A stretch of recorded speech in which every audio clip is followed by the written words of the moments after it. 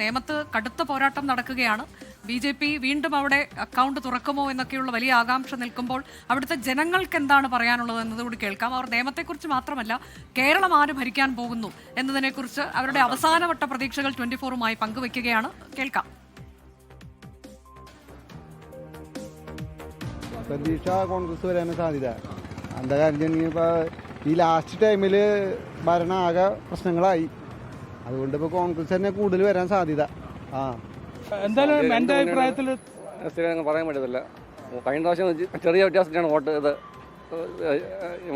Sivankutty minister ജയിച്ചത്. ഇപ്രാവശ്യം ആക്കണം സാധ്യത പറയാൻ പറ്റില്ല. ജയിക്കുമോ? അതറിയില്ല. BJPക്കാണോ? രാജീവ് ചന്ദ്രശേഖറിന് സാധ്യത ഉണ്ടോ? സാധ്യതയുണ്ട്. രണ്ട് മുന്നണികളാണ്. കോൺഗ്രസ് ചിത്രത്തിലില്ലേ അവിടെ? കോൺഗ്രസിന് സാധ്യത കുറവാണ്. ഞങ്ങൾ ആ പാർട്ടിയുടെ എൻ്റെ പാർട്ടി ജയിക്കണമെന്നേ പറയും. LDF ജയിക്കണമെന്നേ ഞാൻ പറയൂ. ശിവൻകുട്ടിക്കാണ് സാധ്യത. ശിവൻകുട്ടി ജയിക്കാനാണ് സാധ്യത. ജയിക്കുകയും വേണം. ശിവൻകുട്ടി ജയിക്കുമെന്നാണ് സാധ്യത. എന്തുകൊണ്ടാ? ശിവൻകുട്ടി നല്ല കാര്യങ്ങളൊക്കെ കൂടുതൽ ചെയ്തിട്ടുള്ളതുകൊണ്ടാണ്. സ്കൂളുകളിലൊക്കെ ഞങ്ങൾ പഠിച്ച സ്കൂളിൽ പണ്ട് ബെഞ്ചും ഡെസ്ക് പോലും ഇല്ലായിരുന്നു. ഇപ്പോഴെല്ലാം എല്ലാം ഹൈടെക് ആക്കിയിട്ടുണ്ട്. അത് റോഡുകളെല്ലാം മേലംകുട റോഡൊക്കെ നല്ല രീതിയിൽ ടാർ ചെയ്തിട്ടുണ്ട്.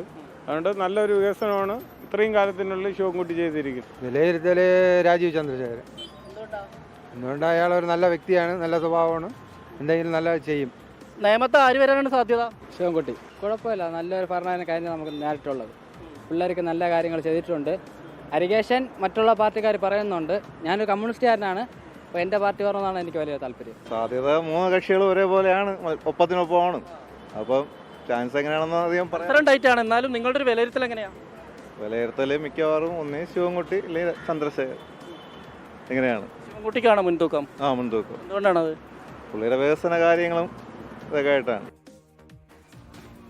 കൂടുതൽ പേരും വി ശിവൻകുട്ടി അല്ലെങ്കിൽ രാജീവ് ചന്ദ്രശേഖർ എന്ന പേര് പറയുന്നതാണ് നമ്മൾ കേൾക്കുന്നത്. UDF കാൻഡിഡേറ്റിന് അങ്ങനെ പറഞ്ഞു കേൾക്കുന്നില്ല. അതെ, അദ്ദേഹം പറയുന്നില്ല. പക്ഷെ രണ്ടുപേരും ഈ UDF LDF സ്ഥാനാർത്ഥികൾ ഉന്നയിച്ച ഗുരുതരമായ ആരോപണം പണം വ്യാപകമായി ഒഴുക്കിക്കൊണ്ടുള്ള പ്രചാരണമാണ് നടത്തിയിട്ടുള്ളത് എന്നതാണ്. ഏതായാലും നമുക്കറിയാം, കാത്തിരിക്കാം എന്താണ് ജനങ്ങൾ വിധിച്ചിരിക്കുന്നത് എന്നതറിയാൻ.